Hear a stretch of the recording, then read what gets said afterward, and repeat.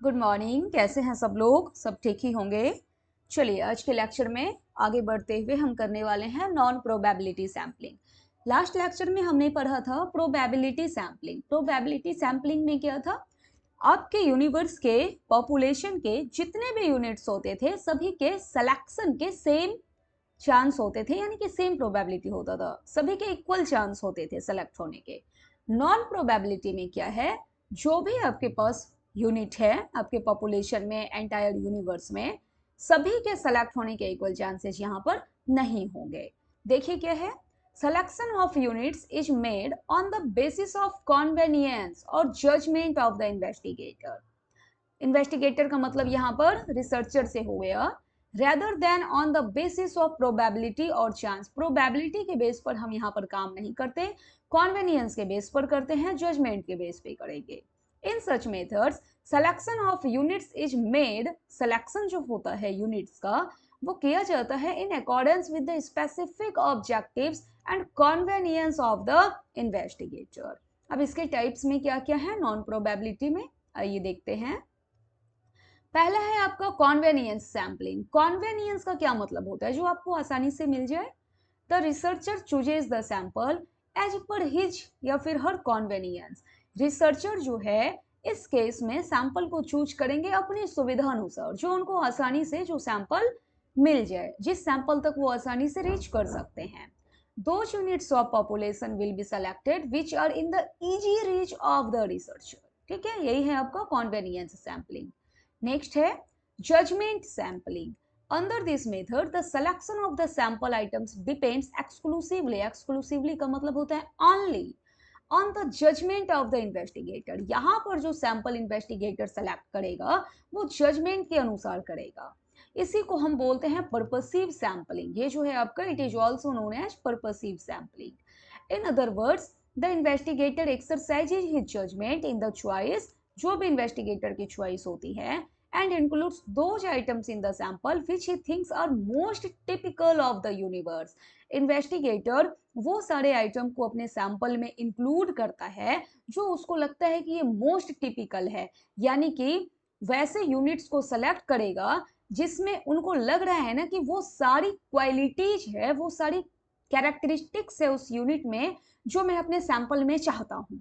उसी को आप बोलेंगे most typical of the universe with regard to the characteristics under study. ठीक है, एग्जाम्पल के तौर पर if a sample of 20 students is to be selected. अगर 20 स्टूडेंट को सेलेक्ट करना है ना सैंपल के तौर पे फ्रॉम क्लास ऑफ 100 स्टूडेंट्स। कितने स्टूडेंट्स में? 100 स्टूडेंट्स में। For analysing the time spending habits of the student.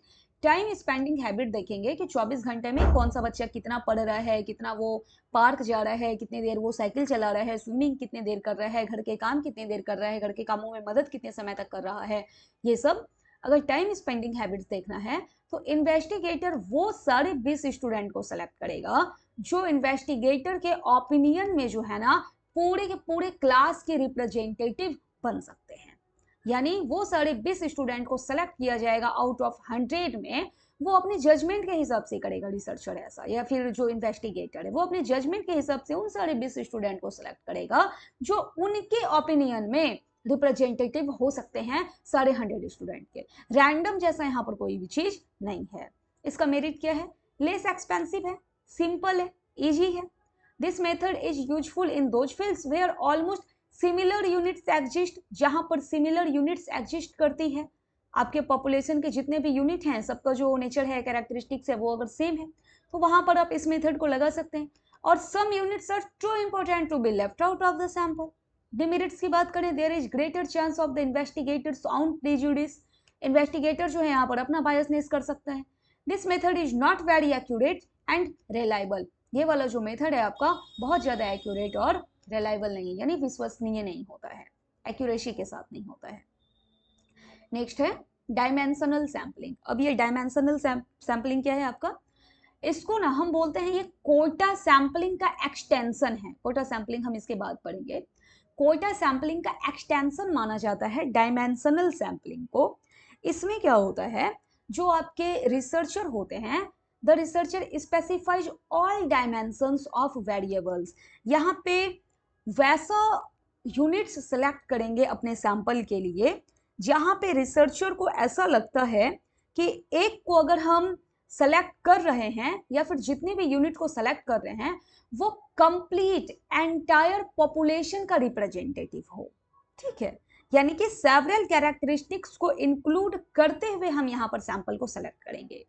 Then chooses the sample in such a way that all the dimensions are represented in the sample. The sample size of a study depends upon the purpose of the study. अब sample size आप क्या रखेंगे ये depend करता है आपकी study के purpose पे।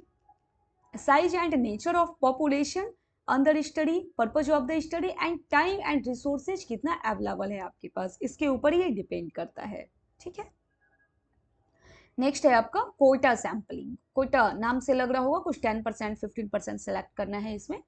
इन quota sampling the population is divided into group. Population को हम ग्रुप में डिवाइड करेंगे। ये ग्रुप में डिवाइड करने का काम तो हम स्ट्रैटिफाइड में भी करते थे, जहाँ पे हम क्या करते थे, होमोजीनियस ग्रुप बनाते थे।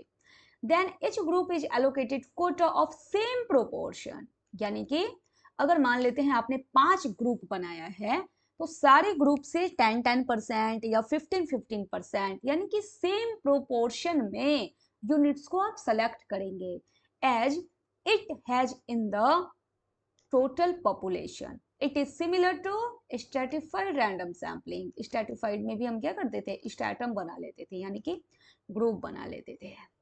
Suppose in a population of 500 researchers of a university, 500 researcher है यूनिवर्सिटी में, 50% जो है वो साइंस के किसी टॉपिक को लेकर रिसर्च कर रहे हैं, 40% सोशल साइंस और 10% लैंग्वेज। अब आपको यहाँ पर से अपना सैंपल चूज करना है। सैंपल कितना लेना है आपको, 100 का लेना है आउट ऑफ 500 रिसर्चर्स। तो अब आप क्या करेंगे, आपको 100 लोग चाहिए ना आउट ऑफ 500 में, तो जो साइंस से बिलोंग करें आप यहाँ पर से 50 ले सकते हैं। 40% सोशल साइंस वाले हैं, 40 यहाँ से ले लीजिए, 50-40 कितना हो गया आपका, 90 हो गया, और लैंग्वेज वाले का 10 ले लीजिए, हो गया आपका 100। यानी कि सेम प्रोपोर्शन में आपको सेलेक्ट करना है यूनिट को। This means that in sample यही है लिखा हुआ कि 50 जो है साइंस से ले लेंगे, 40 सोशल साइंस से और 10 लैंग्वेज से ले लेंगे। ये था आपका कोटा सैंपलिंग। इसमें जो है जितना भी ग्रुप आप बनाते हैं सेम प्रोपोर्शन में यूनिट्स को सेलेक्ट करते हैं फॉर योर सैंपल। आगे बढ़ते हैं, स्नोबॉल सैंपलिंग। अब ये स्नोबॉल सैंपलिंग क्या है देखिए, where respondents are difficult to identify.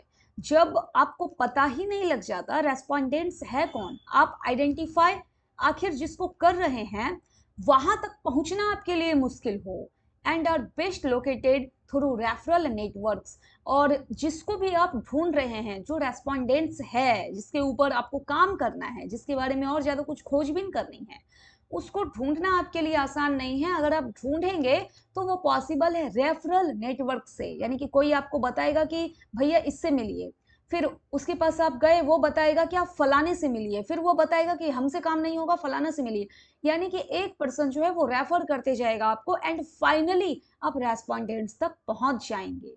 In the initial stage of this method, initial का मतलब होता है प्रारंभिक, first stage, individuals are discovered may or may not be selected through probability methods। Starting में जो इंडिविजुअल्स होता है ना उसको प्रोबेबिलिटी मेथड से डिस्कवर किया जा सकता है, या फिर प्रोबेबिलिटी से डिस्कवर नहीं भी किया जा सकता है, कुछ भी यहाँ पे हो सकता है। इसको ना अभी देखते हैं एक एग्जांपल से। This group is then used to refer the researcher to others who possess similar characteristics and who in turn identify others। दूसरे को आइडेंटिफाई करने के लिए आप यहाँ पर स्नोबॉल सैम्पलिंग का यूज करेंगे। This sampling technique is often used in hidden population, जैसे कि drug users which are difficult for researchers to access. Snowball sampling is subject to numerous biases. यहाँ पर जो है आपका बायसेस होने के भी चांसेस होते हैं, पक्षपात होने के भी चांसेस होते हैं। It is also called chain referral sampling. इसको हम स्नोबॉल सैम्पलिंग को चैन रेफरल सैम्पलिंग भी बोलते हैं।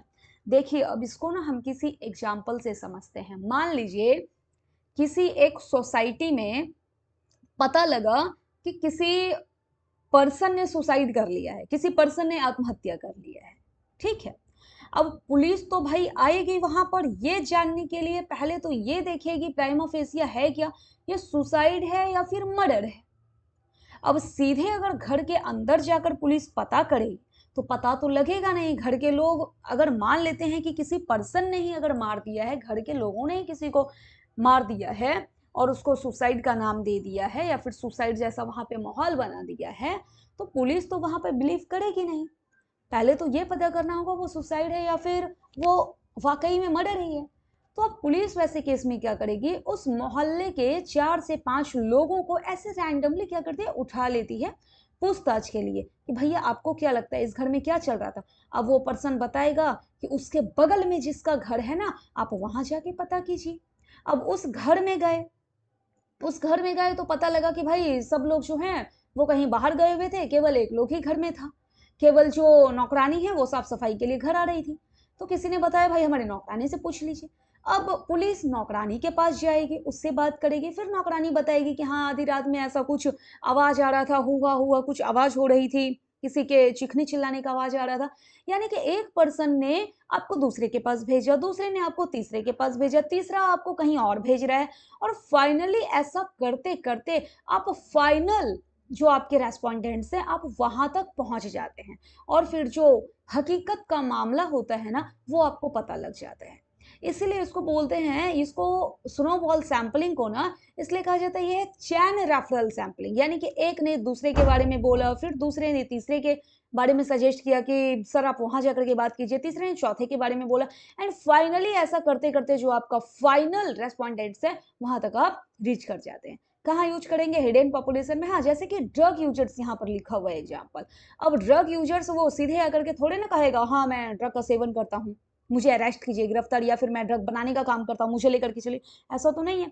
ऐसे केस में अगर आपको ड्रग यूजर्स का पता करना है या फिर कोई ड्रग बनाने वाले लोगों के बारे में पता करना है किसी भी सोसाइटी में, तो आपको ऐसे ही कुछ लोगों को सेलेक्ट करना पड़ेगा, वहां जाकर के आपको बात करनी पड़ेगी, फिर वो किसी के बारे में आपको रेफर करेंगे, एंड फाइनली जो है आप रेस्पोंडेंट्स तक पहुंच जाते हैं। इसी को बोला जाता है स्नोबॉल सैंपलिंग। ओके, आज के लेक्चर में आपने देखा नॉन प्रोबेबिलिटी सैंपलिंग का मेथड्स। ठीक है, non probability sampling. Okay, thank you.